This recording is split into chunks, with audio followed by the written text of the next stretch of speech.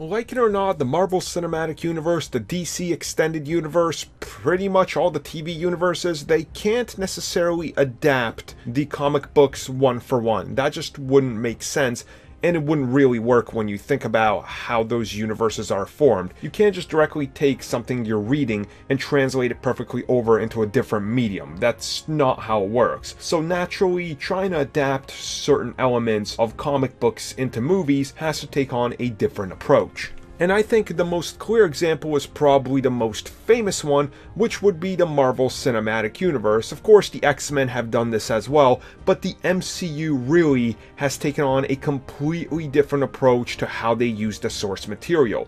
Movies like Captain America: The Winter Soldier, Thor: Ragnarok, Civil War, and now even the upcoming Infinity War, quite clearly they're taking elements of what worked in the comics, such as the names and some of the themes, but that's really the extent of it. Civil War, as many of you know, of course used many elements from Civil War, but scaled it down and completely changed what that event was about, as opposed to what it was in the comics. And recently sitting down and actually talking about this, the Russo brothers, specifically Joe Russo, director or one of the half-directors of Infinity War, had this to say: "We're inspired by the books, but the Marvel Cinematic Universe is not the Marvel comic book universe.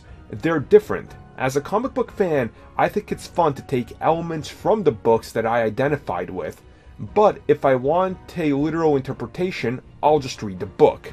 I think that Marvel jumped off with this cinematic experience that they started 10 years ago with a narrative that diverts from that. So we want to fulfill storylines that we set up in Captain America: The Winter Soldier and Civil War, that we want to carry forward into Avengers: Infinity War and the next one, but not necessarily do little interpretations of Jim Sterling's books. But there are great ideas in that book, and we owe a lot of the movie and what's behind the movie to Jim. So like it's always been said, you can't necessarily just translate what's in the comics, because certain events are certainly bigger in scope than what you can pull off in a 2.5 hour movie. And I definitely like how they're saying that. It's like, we're inspired by the comics, but at the same time, you have to make it your own.